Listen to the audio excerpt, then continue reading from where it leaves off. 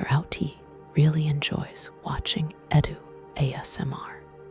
In this episode, we're going to listen to soft-spoken facts about anthropology. And if you're watching while listening, you're going to see several images created in a style known as Rococo Scenery.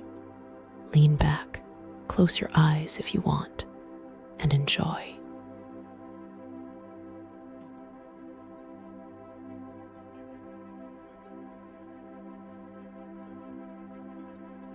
Summary: Human Behavioral Ecology, HBE, explores how evolution shapes human behavior, culture, and life choices like parenting or finding partners in response to environmental and social challenges. It studies why behaviors vary across populations, seeing them as flexible adaptations to survival and reproduction needs. HBE connects ideas from evolutionary psychology and cultural ecology, offering insights into the diversity of human actions.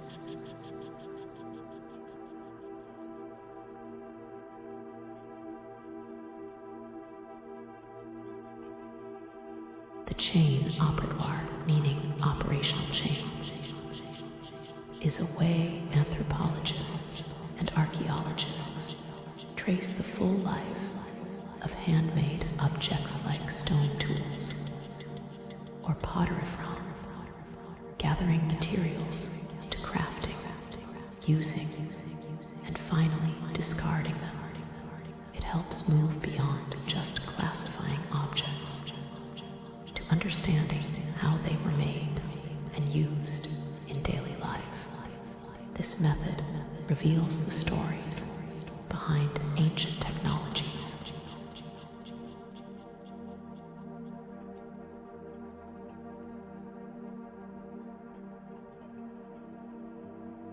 The Mamak people are a Muslim community of Tamil Indian origin in Malaysia and Singapore, known for their vibrant culture and entrepreneurial spirit.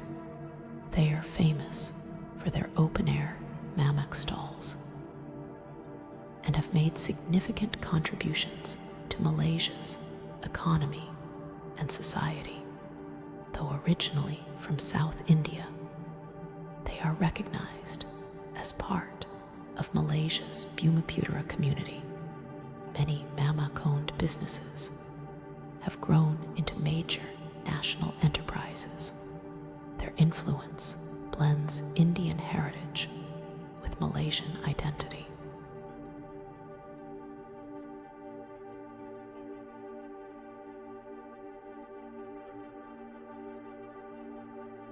Fosterage is the tradition of raising another family's child while keeping ties to their birth parents. Unlike adoption, in modern times, it often provides temporary care for children in need. But historically, it helped powerful families strengthen bonds, much like arranged marriages. This practice was especially common in places like Ireland, Wales, and Scotland.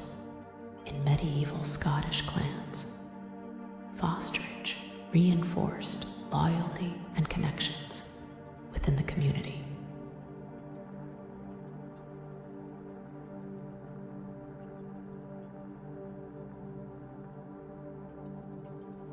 Research on prehistoric women has often focused on their roles in child rearing and gathering. But newer studies suggest they also participated in hunting and physical activities, challenging traditional views. Feminist and gender archaeology explore these findings to correct male-centered assumptions. Debates continue over whether ancient societies adding depth to our understanding of early gender dynamics.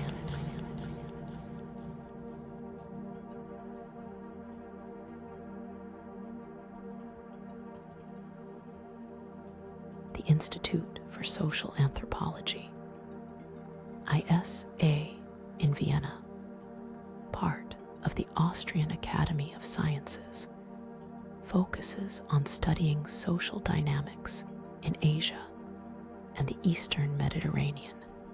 Its research explores themes like regional cooperation, family changes, and migration. Currently, it examines how past and present movements in Asia address uncertainties and inequalities. The Institute aims to deepen understanding of transnational and cultural shifts in these regions.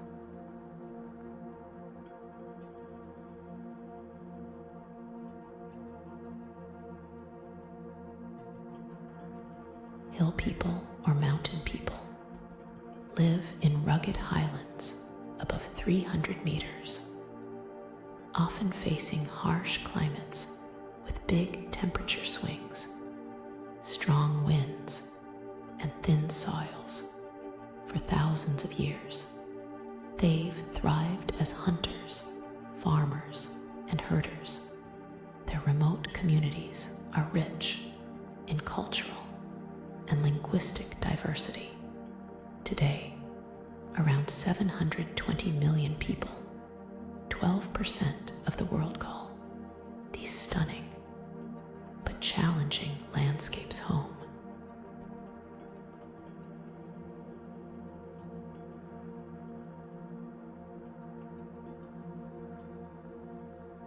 Darwinian anthropology uses evolutionary biology to study human behavior, especially social relationships like kinship. A key example is the 1970s research applying sociobiology to explain cultural patterns in families and social bonds. This approach helped shape evolutionary psychology, with both fields exploring how biology influences social behavior, such as cooperation and family ties. It's all about understanding how evolution shapes the way humans connect.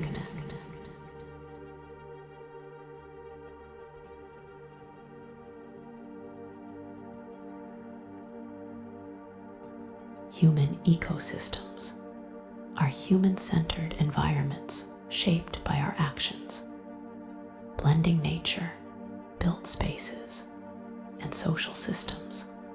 Scholars study them as interconnected networks, considering factors like economics, culture, and psychology. These systems focus on three key elements: people, their surroundings, and how they interact. The environment is divided into natural, human-made, and social aspects, all influencing each other. It's a holistic way to understand how communities thrive within their surroundings.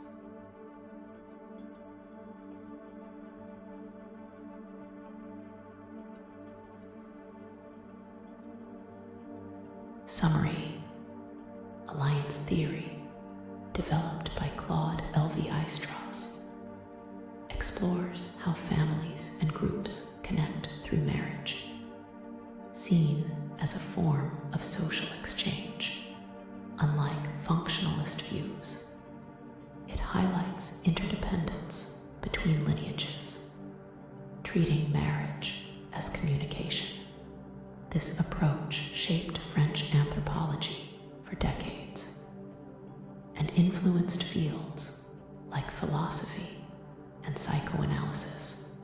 Key thinkers, including Dumont and Needham, expanded its ideas.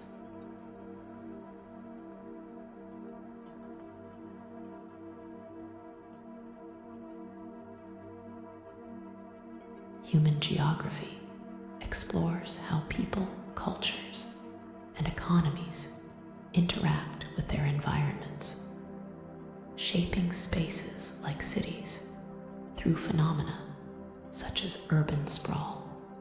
It blends insights from sociology, economics, and environmental science, using both data and narratives to understand these connections. The field's roots trace back to 19th century institutions like the Royal Geographical Society, founded in 1830, a gentle yet insightful study of the world we live in.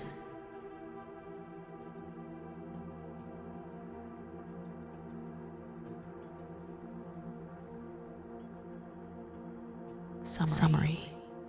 Susto is a Latin American folk illness linked to emotional trauma or witnessing distressing events, causing symptoms like anxiety, fatigue, and digestive issues, often viewed as a spirit attack.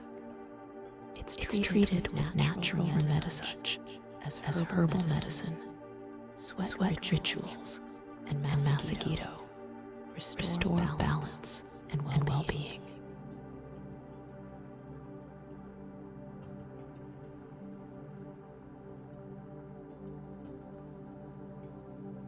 Summary. Sedentism is the practice of living permanently in one place, a shift from nomadic lifestyles. Most people today live in sedentary cultures. In anthropology, it often refers to the transition from wandering to settling down, which began even before farming. Early sedentary communities formed without agriculture, relying on other resources.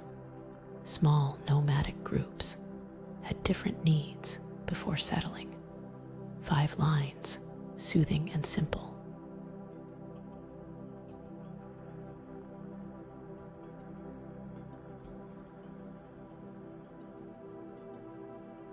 Many societies discourage promiscuity, favoring long-term relationships instead. Both men and women with higher sex drives are more open to sex outside commitment. But biology, culture, and upbringing also play a role. Studies suggest women's socio-sexual attitudes are strongly tied to libido, though cultural influences matter more for women than men. The debate continues on how much nature versus nurture shapes these behaviors.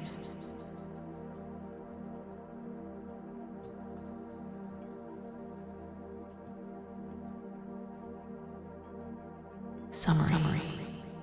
Dual inheritance theory.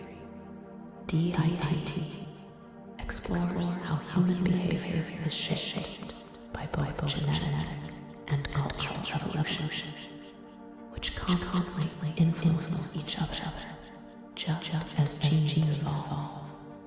Culture is defined as socially learned behavior also, changing through a similar process of selection and adaptation. This interplay creates a feedback loop where genes and culture shape one another over time. The theory helps explain why humans are so uniquely shaped by both biology and shared knowledge.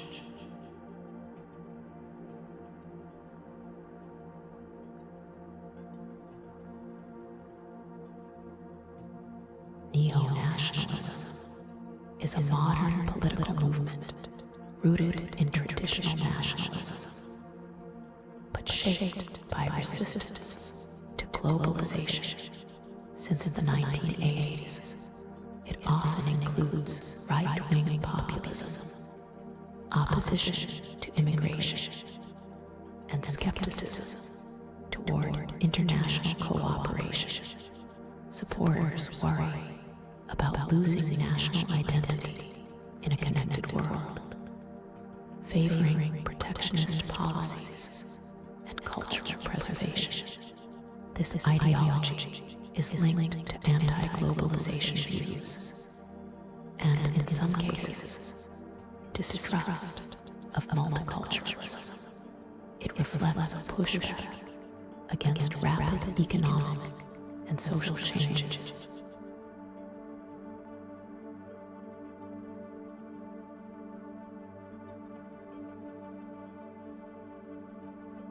Geometric morphometrics is a powerful tool in anthropology that studies shapes using precise landmarks, helping researchers analyze form without distractions like size or orientation.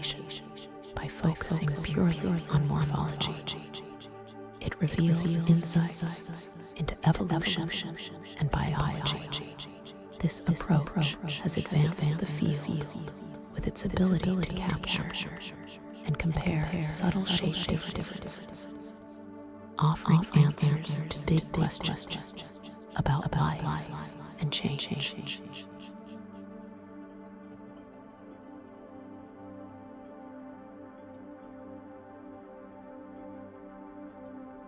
A matriarchal family is centered around mothers who lead the household, while fathers often have a more distant role in parenting and daily life.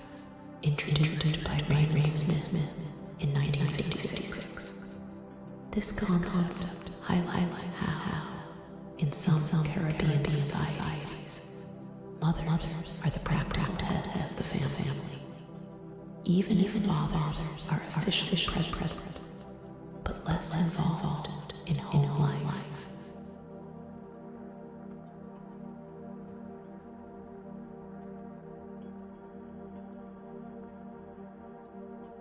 The male expendability idea suggests that, biologically, societies may value male lives slightly less because fewer men are needed to sustain population growth.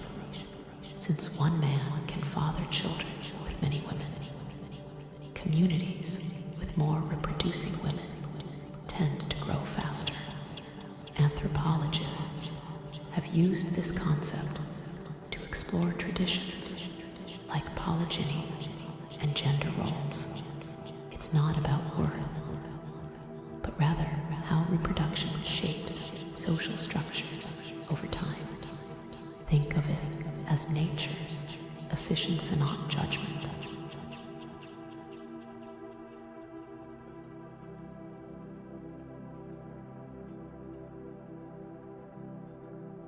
Progress is the idea of moving toward a better, more advanced society, often through improvements in technology, science, and social structures. Progressivism embraces this idea, encouraging active efforts like activism or natural cultural growth to achieve it, rooted in 19th century thinkers like Kant and Spencer. The concept also ties back to Enlightenment ideals of human advancement. Essentially, it's about striving for a brighter, more refined future.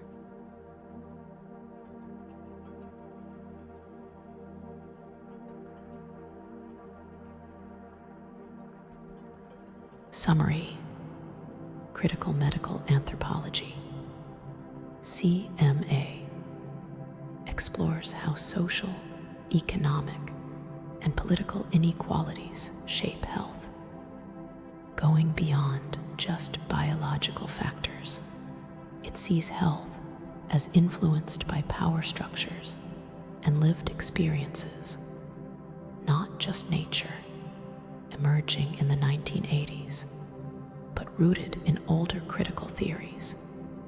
CM challenges the idea that health and illness are purely natural or neutral processes. It highlights how systemic injustices impact well-being. Think of it as studying health through the lens of fairness and real-world conditions.